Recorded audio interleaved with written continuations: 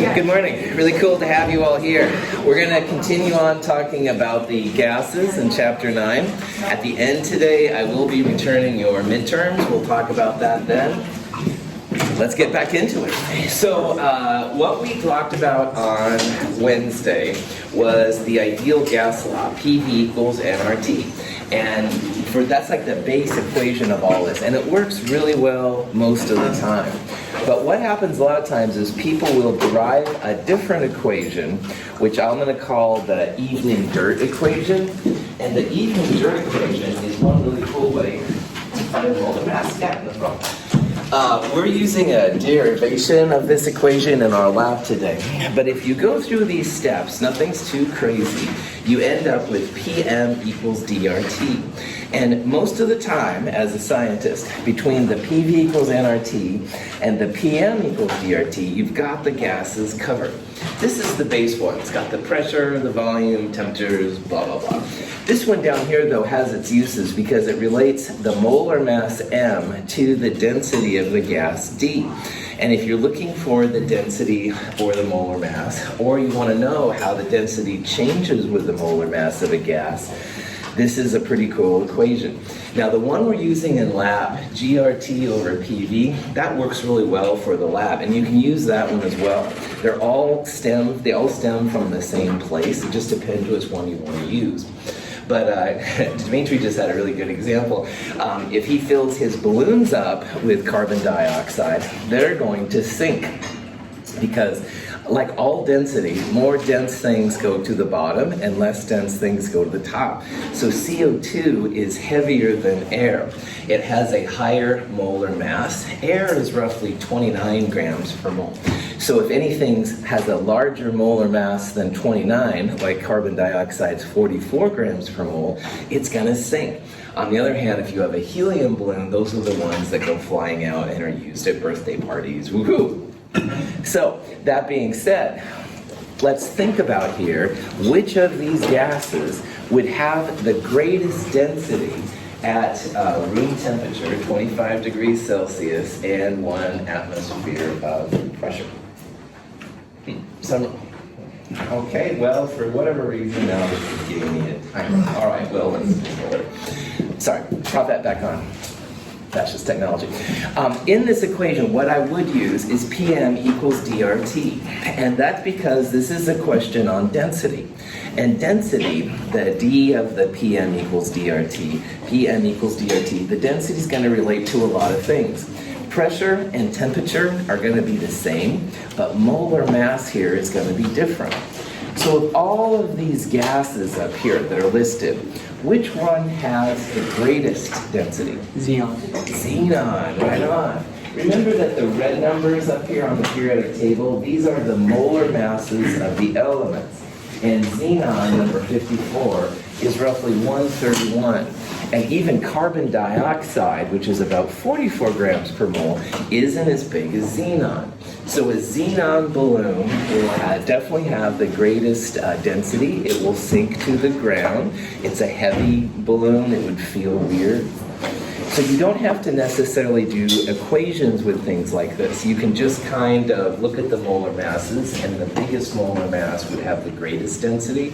And of course, conversely, the smallest one would have the smallest density. This leads us to what's called standard temperature and pressure. And STP is something that's used with gases once in a while. And standard temperature and standard pressure for gases are different from thermodynamics, so I'm just letting you know. In gases, the standard temperature, when they hear STP, it's 273 Kelvin. So it's not 298 Kelvin, which is what most of the enthalpy things are that we've been talking about. Standard pressure is exactly 1 atmosphere. That's not a big deal. But I do want to point out that the STP temperature is not 298 Kelvin. It's 273. And why, I honestly don't know. But one thing that is really helpful about STP is that if you have a mole of gas at STP, the volume of the gas that it's going to take up, 22.4 liters. And once in a while at chemistry conferences, you'll see like a balloon ball like this. that represents 22.4 liters. And if you have 1 mole of any gas, in theory, at 273 Kelvin, that's the volume it's going to take up. Now in the lab this week, your gas took up some volume, but it was like 250 milliliters, much, much smaller than that. So we didn't have a mole of gas. However, if you're curious, and aren't we all on one level? Yeah, 1 mole of gas is about 22.4 liters. And again, that assumes you're exactly at 273 Kelvin and 1 atmosphere pressure. And usually you aren't exactly those, but it's kind of a rough guess. Yes? When we're doing our calculations, do you want us to use the 273.15 or just 273? So we're back in the world of significant figures, and if your temperature goes to the 100th, then yes. On the other hand, Leisha, if your temperature only goes to the 1 spot, then you could use 273. So it's an adding, subtracting, sig fig kind of thing. I put it up there because in my class you won't have to go more than the 100th, but just to be on the safe side. Cool question. Kevin? It is, I'm having somewhat bit of a break. Is 273 or so like 0 Celsius? Yep, exactly. How do you go from Kelvin to Celsius? Yeah, you subtract, so Celsius values can be negative, Kelvins will be positive. So yeah, so if you have Kelvin, subtract 273.15, and if you have Celsius, then add 273.15. So, that being said, Spock, CJ, help me out. Anyway, all right, Prof hat back on. Getting too excited here about Star Trek. Picard, gonna watch it. Okay, Prof hat on. Spock from Star Trek, gonna use 2 moles of neural gas. If you remember Space Seed, original Star Trek episode with Khan. Anyway, all right, Prof, getting too excited here, man. Neural gas was actually referenced in original Star Trek. Okay. Spock's going to use 2 moles of this gas. We'll assume it follows normal procedures. At STP, what would be the volume of that? And the answer, of course, would be twice the standard volume of a mole of gas. So if 1 mole of gas is 22.4, you could probably imagine that 2 times that number would be 44.8 liters. So if Spock needs to knock out all of Khan's dudes, 44.8 liters of gas would be released. My apologies for the Star Trek reference. You don't have to like Star Trek to do well in this class, I promise. But it doesn't hurt, CJ. I mean, sorry, something in my throat. Okay, let's move on. Kinetic molecular theory, we're going to look at now in a little bit more detail. We're kind of looking at all the phases of matter. So we're going through gases. We'll talk about solids and liquids and stuff later. So in kinetic molecular theory, we can use that to explain what a gas exactly is. And one of the things about KMT is that those gases are always moving around. And we've talked about this. As long as you're not at 0 Kelvin, they're rotating. That's why the isomers weren't always the same, because you can rotate them around and stuff like that. Pressure of a gas, the kinetic molecular theory assumes that it arises from collisions with the walls. All right? So as long as you've got some kind of container, the gas molecules are like constantly going back and forth. And that's the reason why pressure exists. And that seems to work pretty well. All those little molecules running around, bouncing into walls, it creates the pressure. Now, this one is getting a little strange. When 2 molecules of gas bump into each other, the collisions are said to be elastic, which means that there's no energy lost. And this one isn't the best assumption. It works pretty well, but we're going to see there are some problems with this. We'll come back to this one in a little bit. And the worst one, arguably, is that the volume of the molecules of gas is almost 0. And we saw how as temperature goes to 0, the volume is expected to go to 0. That doesn't work out too well either.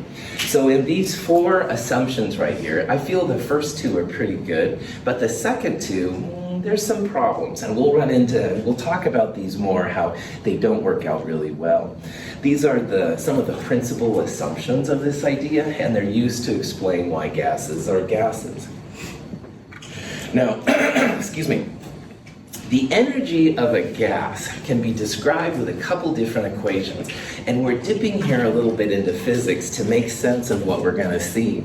If you've taken physics, these equations may look familiar to you, and if they aren't, don't worry about it. We're just going to use the results of these equations to explain the phenomenon. The energy, the kinetic energy, energy of movement, is always 1/2 mv squared. Mass is m, v is the speed velocity. But there's another expression where the kinetic energy equals 3/2 times RT. Temperature here is the Kelvin temperature, and R is another version of the gas constant with different units. We'll use this one more later. We'll talk about it as the energy R. But here's what I want you to see from this. Gases are going to have energy, as long as you're above absolute zero, T, all right, they're going to have energy. And that energy is going to depend on the mass of the gas and how fast V it travels. And we can use these relationships here to figure it out. So as the temperature goes up, all the energies are going to go up. The mass of the gas isn't going to change, but the speed will. All right? So imagine coming into today, it was a little dark, a little dreary and stuff like that. You're probably going, okay, all right, make it in, see how my exam was, whatever. All right? Temperature was lower. If the temperature would have been higher, oh, spring. All right, you have like more temperature, so you have more energy. You haven't changed your mass, but your speed might be a little easier. It might be easier to come into class on a warmer day where it's sun shining and stuff like that than it is on a cold day. And we're going to see that gases have this kind of phenomena as well. So it's not that we're going to use these equations per se, which are things you'll see in physics, but I do want you to see that the energy will depend on the temperature. Temperature goes up, energy goes up, and vice versa. And as the energy changes, you're going to have differences based on the mass and the speed. And the mass of your gas doesn't change. CO2 at 44 grams per mole is a constant from here to the end of the universe. On the other hand, the velocity, the speed that it travels at, can make a difference. So let's see how we can use these things to describe behaviors of gases. Gas molecules are in constant motion and frequently collide with one another. Although not all the molecules in a gas sample move at the same speed, the higher the temperature of the gas, the greater the average speed and kinetic energy of the molecules overall. This higher level of energy allows molecules to disperse more readily, which is one reason we smell aromas better when temperatures are higher. So this is like hot gas, and this is like cold gas. And you can see that literally the speed of them are different. Let's assume they're the same types of molecules, all right? As temperature goes up, the energy goes up. The mass of the object doesn't change, but the velocity, the speed does. And there's a spectrum of values, but think of these as like the average, all right? So the average molecule at the warmer temperature is moving faster than the average gas at the lower temperature. Now, Maxwell, which did the velocity and the frequency and the wavelengths and all that kind of stuff, and is kind of a weird dude, but anyway, he came up with another equation here that we're going to also use to represent what gases are doing. And again, this isn't an equation that you're going to have to use, but it is going to help us to understand the behavior of gases. Now, this is the square root of a square, which I know seems really strange, but you're taking like the square root of the average speed. So this is like speed. And the speed on this side depends, forget about the square roots, it depends on the temperature and it depends on the molar mass. So what we're seeing here, and why I'm throwing this equation is that the speed is going to be directly related to the temperature. Your temperature goes up, your speed goes up, all right? It's a nice day, I feel more energetic. Not so nice day, I don't feel so energetic. That's what this part is relating. But the other part is the molar mass, all right? As the molar mass gets bigger, your speed is gonna go down, all right? I know that Trent is a runner, all right? I know Justin is too, for that matter. If I decided to challenge these guys to a race around the track, all right, they're gonna kick my bottom because I have a lot more mass. I like pizza a lot, I confess. So my mass is bigger, my speed is gonna be slower. All right, these guys, man, fast and ready to rock and roll, they're going to go super fast because they have less mass. Gases are the same thing. Yeah, go ahead. So with the above the u squared, does that bar mean anything? That's just kind of floating there? It's the average of the speeds, and there's more to this equation by far, Caleb, but we're not going to use it in this class. The only thing you need to know is that speed is going to be proportional to temperature and inverse to the mass. There's no such thing as negative kinetic energy, right? Not in this class. You can define it sometimes as the opposite, but that's an esoteric kind of application. So when we hit 0 or negative temperature, do you just take the absolute value? Cool. These temperatures are all Kelvin, so we only go down to 0. And that's why if you had a negative Kelvin, it would break most of Chem 222. So yeah, good. Dimitri. So for the R up there, does it represent the R energy? Yeah, it's a version of the R that we're using. It's what we'll call the energy R later on. And again, you don't have to calculate things with this. We're just going to talk about how they relate to each other. So speed increases with temperature, all right? It's nicer outside, you feel more energetic. On the other hand, increasing molar mass, everyone loves pizza, then you go slower, all right? If you exercise a lot and you don't eat pizza, you're gonna go faster. Molar mass goes down, your speed will go up. And again, back to Dimitri's comment, yes, this is another R version. It's slightly different than the R we've been using in the ideal gas law, but we'll see how it works out. But again, you're not going to use this equation in my class, although you might in other classes future. Cars on highways travel at a variety of speeds. To show the distribution of automobile speeds, we could plot the number of cars moving versus their velocities.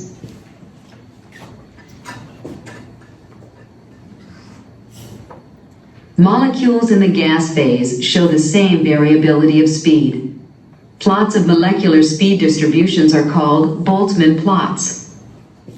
Another thing to think about is that in chemistry, you almost always have 10 to the 23rd of something running around, and that's a lot of molecules. So when we talk about a speed, it's usually referring to the average speed. That's the little weird line over the top of that last equation I showed. Actual distributions of speeds in molecules all over the spectrum. You've got some that are slow, you've got some that are fast. It's kind of like being on the freeway. All right, if the freeway says 65 miles per hour, I'll probably go 70 miles per hour, just a little bit more, but not too much to get the fascist attention. Oh, I'm sorry, respect by police officers. Anyway, some people don't watch Fast and the Furious all the time, they go super fast, and then there's always the senior citizen, I've been to speed since I was 15, and, so there's a variety. And I always get behind those people. All right, prop that back on. It's falling off a lot today. So anyway, there's a distribution of speeds on the freeway. There's a distribution of molecules at any sample. So when we talk about all these things, they're always the average, all right? That's why you'll have some that are really fast and some that are really slow. So you'll see pictures like this once in a while. These pictures here are both graphs of oxygen, but they're at different temperatures. This is about room temperature, the blue line, and this is 1000 Celsius. The highest point of the graph represents where most of the molecules are. So most of the molecules at room temperature have this speed, and most of the molecules at 1000 Celsius have this one. So overall, warmer temperatures, faster speeds on average. However, you're still going to have the senior citizen oxygen molecules even at 1000. They're going to go really slow. And at room temperature, you're going to have the fast and the furious molecules that's going to compete with some of the higher ones. So we're talking about averages. There are the exceptions and stuff, but overall, the bulk of it gets faster as temperature goes up. This is the same kind of phenomena with molar mass, all right? So here's oxygen, nitrogen, water, helium. Smallest molar mass, largest molar mass. So at the same temperature, which these all are, oxygen has a lower average speed and helium is higher. But again, even helium has the slow senior citizen atoms traveling at very slow speeds, and oxygen, big oxygen, does have fast and the furious molecules too.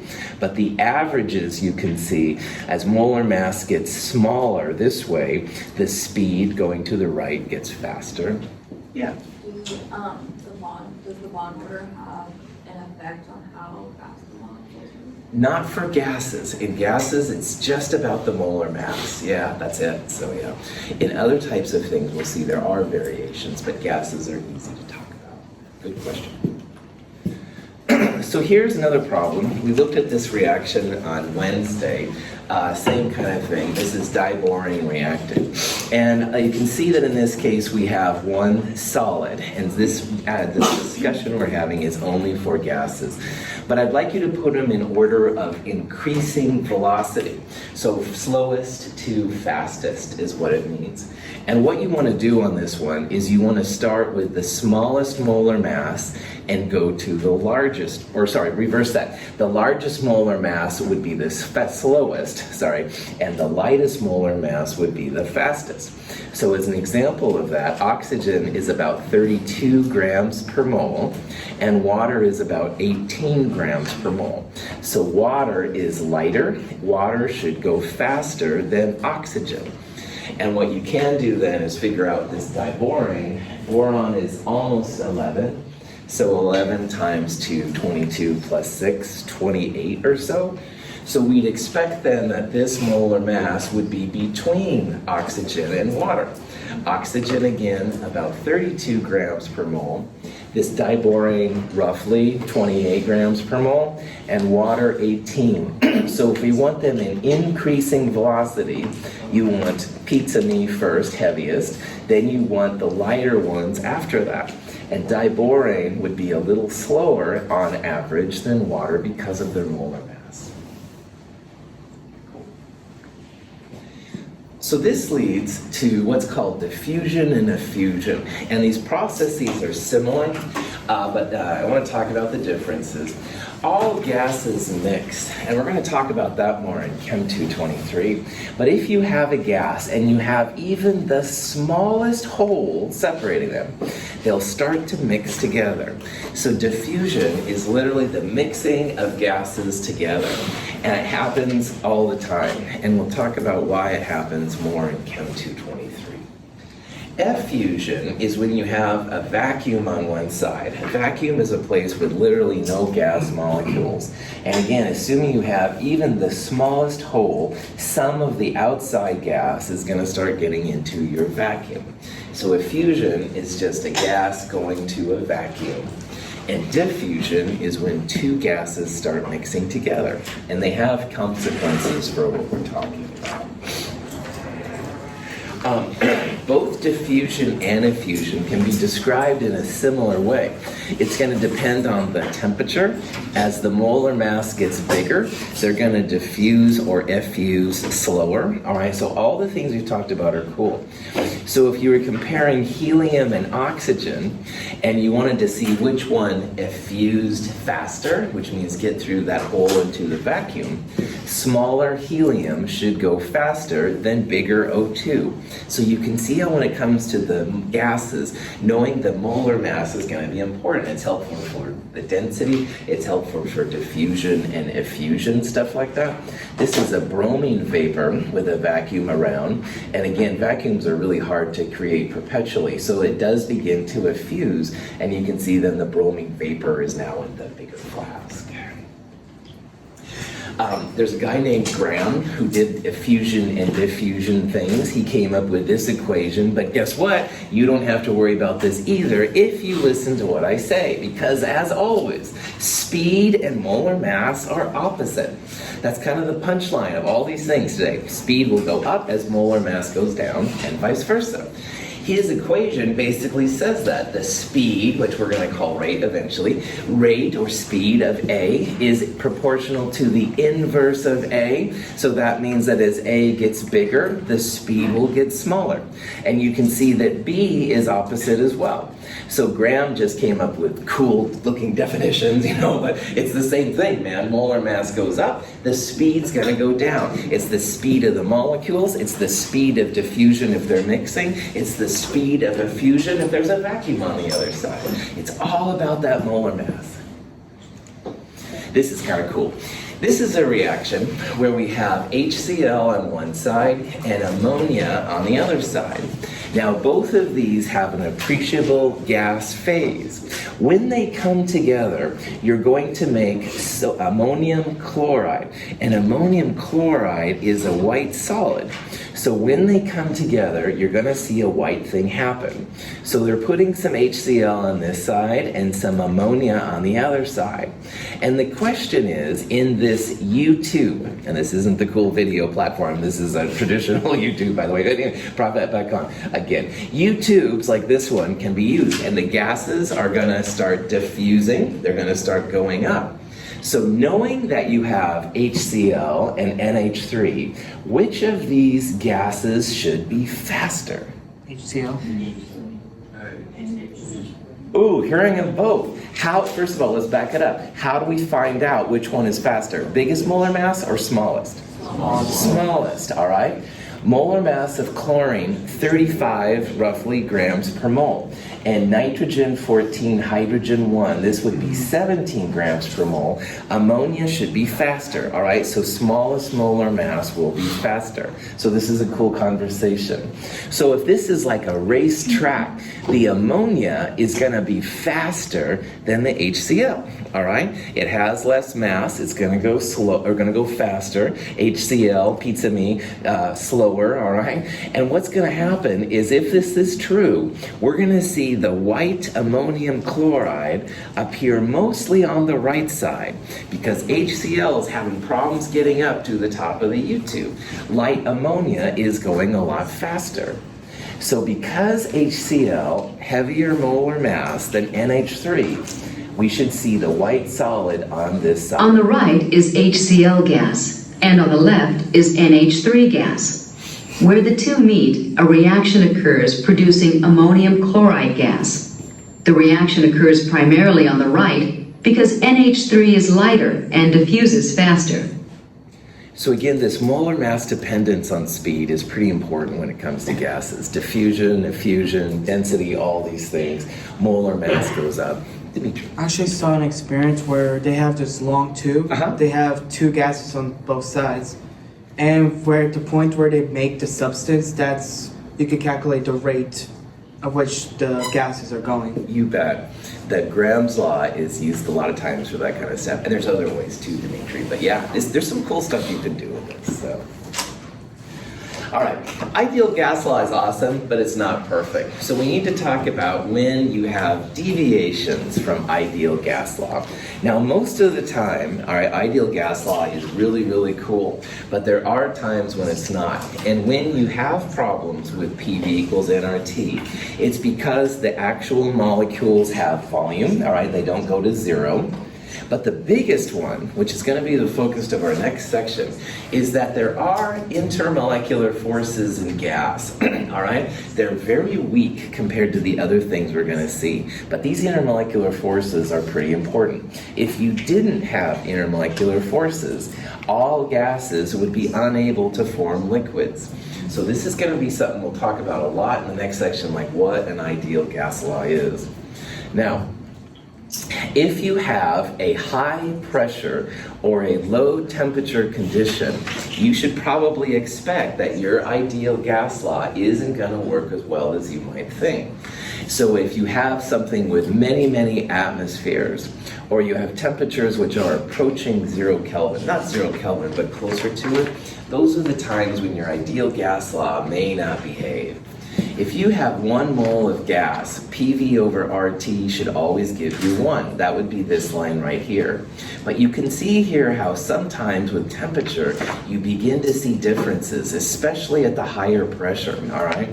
So high pressure and low temperature, which is this blue thing, begin to really play havoc with the ideal gas law. The van der Waals equation is the standard equation used to describe conditions where ideal gas law breaks down.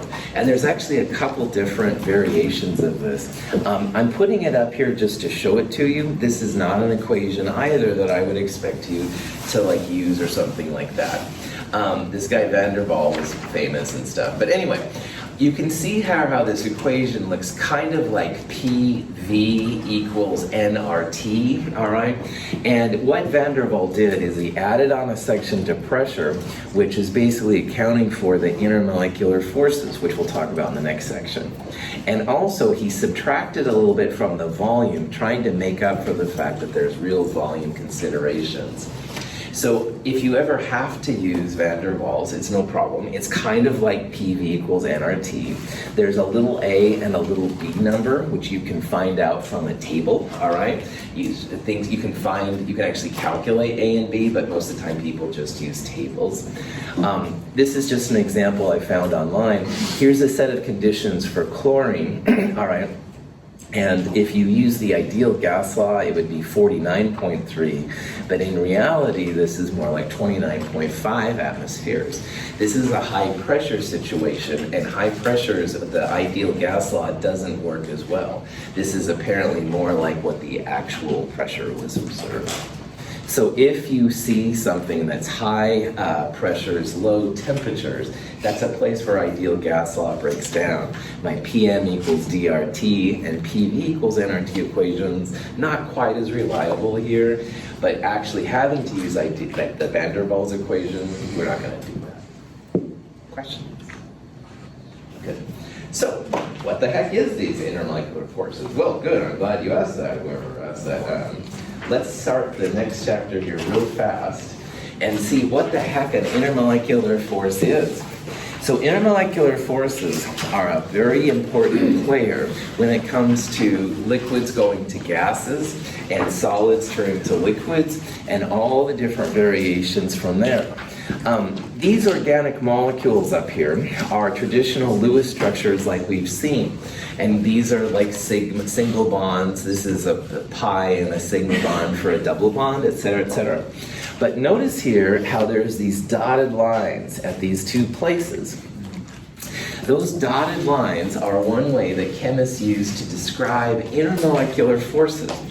An intermolecular force is a force between molecules. So far, in the sigma bonds and the double bonds and that kind of stuff we've looked at, those have been intramolecular forces, forces within the molecule. Now we're going to start looking at forces between two molecules, all right? Inter means between two separate entities. Intra is within the molecule itself. So our covalent bonds that we've spent so much time talking about, those are intramolecular forces, forces within the molecules. And this next section is going to be really dependent on forces between two different molecules, and they're called intermolecular forces. Intermolecular forces are usually much weaker than intramolecular forces, but they are important because they help us understand why substances boil, why some numbers are larger than others, and stuff like that. So, when you think about solids, liquids, and gases, all right, we've kind of played around a lot of times with what they are, but we're really going to start looking at those in this section. If you have a solid and you want to take it into a liquid, you have to heat it up, all right? There has to be some kind of heat applied. Even if you put an ice cube on the table and watch it melt, that ice cube is absorbing the energy from outside, turning it into a liquid. And if you want to take a liquid and turn it into a gas, you also have to use heat. You can reduce pressure, we'll talk about that later, but heat is the standard way. So if you want to make some tea or coffee, all right, you're going to have to add energy to turn some of it into a vapor. These processes, solid to liquid and liquid to solid, endothermic, all right, you have to add energy, and we'll see why in this section. On the other hand, if gases turn into a liquid, you actually have energy released. It's actually being cooled down. And actually, if you turn liquids into solids, you have to cool them even more. So the other ways, gas to liquid to solid, exothermic. Solid, liquid, gas, endothermic, you have to add energy. The opposite way is exothermic. Now, we're going to talk about interconverting between these different ones. Condensed phases is just a solid or a liquid, and that's why gases were kept separate. Gases are kind of an entity unto themselves. But if you hear about a condensed phase, it just means that your gas is being turned into a liquid or a solid, and it could be either one. If you know the amount of temperature and stuff, that can help determine if something is a solid, liquid, or gas. But another thing is that if you want to know what a phase is, you have to know about the energy that the particles are experiencing, and you have to know the strength of attraction between the particles. And I want to go back a little bit in time to the organic chemistry lab from last week. And there was a question on toluene and benzene, which one had the higher boiling point. And in that problem, toluene was the higher one, because at the same temperature, which is what this part is and stuff, then we can use the differences in the attractions between them. And we're going to see that toluene has a little bit stronger attractions between it than we can the other one. So in this section, we're going to talk about not just what liquids are and what solids are. We're also going to talk about how to convert like gases into liquids or gases into solids and stuff like that. It's kind of a cool section. Yeah. Kinetic energy real quick is temperature divided by molar mass. Oh, let's say at this point, Joseph, no, it's okay. Let's say that kinetic energy is proportional to temperature, all right? So as temperature goes up, regardless of if it's a solid, liquid, or gas, then the energy will go up. Yeah, cool.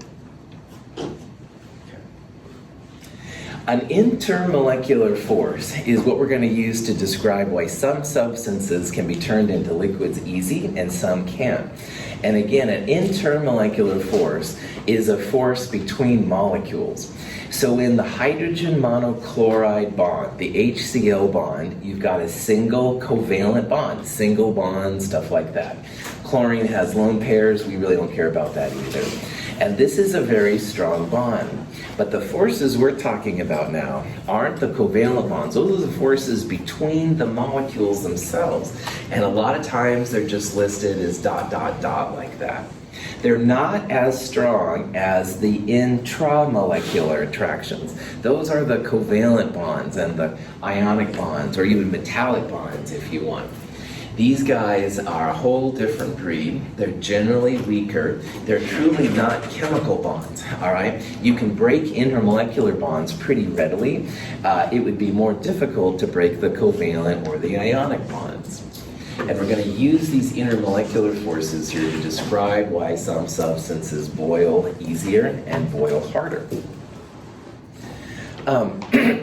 This is kind of an interesting thing. This is a thing between kinetic energy, E sub k, and intermolecular force. If you are at the same temperature, all right, and you have a solid, a liquid, and a gas. So let's say we have some magnesium metal, we have some liquid water, and we have some oxygen gas, and all here at room temperature, all right? We would say that the solid probably has the lowest kinetic energy because it's very solid. All the molecules are in place. On the other hand, it would have the highest amount of intermolecular forces. Something is keeping those magnesium atoms together. Our oxygen gas, we would say, would have the highest kinetic energy. It's moving a lot easier. There's no relationship to each other.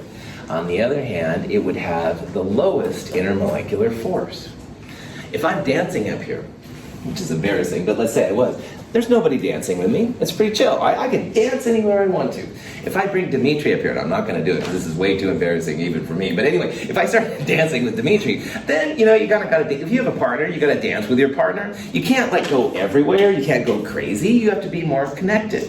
So an intermolecular force is like starting to dance with something else.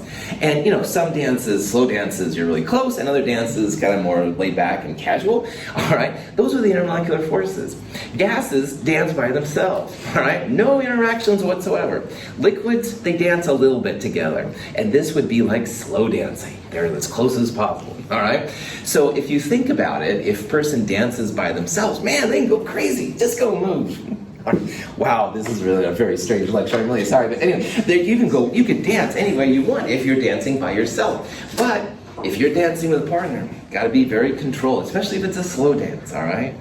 Anyway, I use the idea of dancing with intermolecular forces, trying to see, and we'll talk about dancing, although I probably won't dance and talk about dancing with Dimitri, I apologize, as much as we will in the future, but hopefully it's giving you an idea of what's going on here. All right. We're going to talk about the different types of intermolecular forces. Some of them are stronger and some of them are weaker. And again, the whole reason we're doing this is because the ion forces are going to be used to describe boiling and melting points. It's going to be used to describe the vapor pressures, which we'll talk about, lots and lots of different things. In your companion, in the same section that you had the organic chemistry nomenclature guide, there is a one-page handout. It's an intermolecular forces guide. It's kind of like a flow chart, and you can use the flow chart to figure out what kind of intermolecular force you have. If you don't see it or you can't find it, email me and I'll send you a direct link. One of the stronger intermolecular forces is called an ion dipole force. And if you take table salt and you dissolve it in water, success, you have just used what's called the ion dipole force. Now remember that all these forces are between molecules. So in an ion dipole force, you're going to have something ionic and something with a dipole. And as a reminder, if you hear about dipoles, a dipole is measurable polarity. So if you don't like the word dipole, you can think polar. This is like something between an ion and something that's polar. Water and ionic compounds are real common examples. If you dissolve table salt, you're going to have sodium ions and chloride ions running around. But they don't just dissolve by themselves. The water molecules actually surround the ions and pull it away from the ionic lattice. So anytime you can get something to dissolve in water, and this is my lovely caffeine and coffee, and this is salt and salt water and sugar water, some kind of ion dipole force is going to happen. This is a pretty strong force. When a gas phase sodium ion enters water, it becomes surrounded by water molecules, or hydrated. The ion-water connection results from ion dipole forces indicated by a dotted line. It is difficult to determine the number of water molecules around a hydrated ion, but 6 is a good estimate for most cations. If you saw Na plus AQ, the Na plus is the ion, the AQ water, something with polar has a dipole, that's how you would recognize it as the ion dipole force. You have to have something ionic, positive or negative, with something polar, water, ammonia, any of the polar things we've seen so far, ion dipole force. Lots of examples of this. My beautiful transition metals, which is why I went to organic chemistry, are all the result of ion dipole force. All the solutions and stuff like that you see. They're usually water molecules or surrounding them in like an octahedral environment. But again, the important part here is that these are now intermolecular forces between an ion and a dipole. You can actually measure energies, which is kind of crazy. This is sodium, magnesium, and cesium, all right? And you can see here how the positive 2, it's got more pull on it than the positive 1s, all right? So the energy of this, to make this ion dipole with magnesium, just out of control high. Sodium and cesium are both big. Sodium is smaller, so you have more concentrated positive charge relative to cesium. So you can kind of see the same kind of things we've seen so far. The positive 2 is larger than a positive 1. Hydrogen chloride molecules are polar. When HCl molecules in the gas phase are pooled, the kinetic energy of the molecules can no longer overcome the dipole-dipole forces between them. The opposite ends of the molecules attract each other and coalesce to form a liquid. HCl, hydrogen monochloride, hydrogen chloride, whatever, it's polar. All right, Cl is pulling different than hydrogen. So you have a part which is somewhat negative and a part which is somewhat positive. And when two HCl molecules come together, then the positive side of one of them is attracted to the negative side on the other. So this would be an intermolecular bond. It's weaker than the covalent bond, but it does allow HCl to become a liquid. And this one down here would be attracted to a negative here, and this negative would be attracted to a positive. This is the dipole-dipole force. There's nothing positive or negative in this interaction. Anytime you have two polar molecules coming together, dipole-dipole is going to be the force used to describe it. There's interesting observations you can make with how this affects things. Nitrogen and CO are exactly the same molar mass. So you would think that if boiling is based on just molar mass, energy to get it into the gas phase, that these would be equal. But believe it or not, CO, same molar mass, a little bit harder to get into the gas phase. 4 degrees difference is something that's been repeated, so it's not just an accident. They feel this extra energy, like heating it up a little bit farther, is a result of CO being polar. We drew out the Lewis structure for CO. Carbon was slightly positive, and carbon was negative, and oxygen was positive. There's a little bit of a disparity of charges. Well, N2 is totally nonpolar. So nonpolar things boil easier than polar things. And you see that definitely here too. Now bromine is also nonpolar, just two bromines pulling on each other. ICl is polar. Iodine and chlorine have different poles. Again, about the same molar mass, slight difference, but look at the difference. It's almost 40 degrees higher to boil ICl than it is Br2.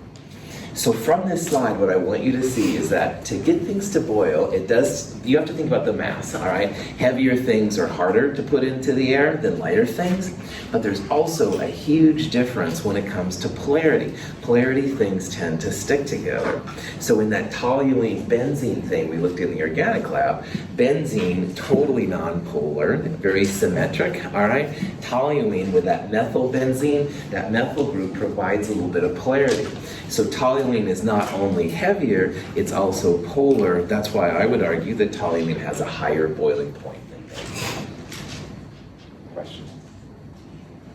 Okay, this is going to be a good place to stop. I'll put this down and we'll talk about the midterm.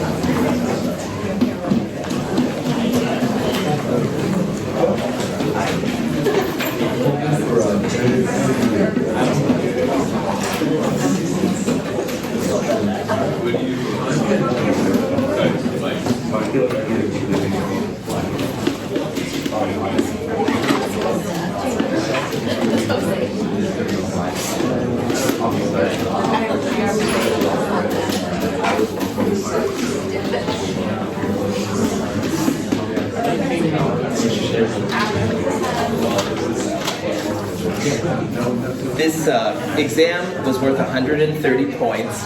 An A in this class is 90%, a B is 80%, et cetera, et cetera. So out of 130 points, you can see the different breakdowns. On this exam, the high score was an outstanding 126. That was pretty cool. Several people right in that range. I was very, very pleased to see that. The low little less than 126. That's all we need to say about that. The average, though, in this class, 96.3, 74.1%. So, yeah, you kind of make sense of it. If you've gotten an exam from me before, you know how this works. But in case you haven't, all right, I'll do it for my studio audience here. The exam covers up the first part. And on the back of the front page, you'll see, like, what your score was. Don't look at that first, all right? Go right to the back. And I need to cover up everything here. Go right to the back, and this page is what we call a summary sheet. And in the lower right-hand corner, this is going to be your percentage in the class as of today. And this percentage is better than the exam percentage because it represents the labs and the problem sets and the quizzes, all of the kind of things so far. So it's kind of cool.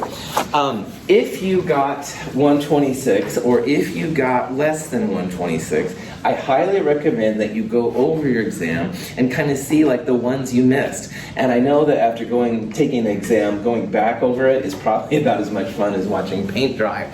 But it will help you in the future, all right? Chem 222 builds on itself. So we'll still have some Lewis structures and stuff like that in the upcoming sections as we talk about the ion-dipole forces and jazz like that.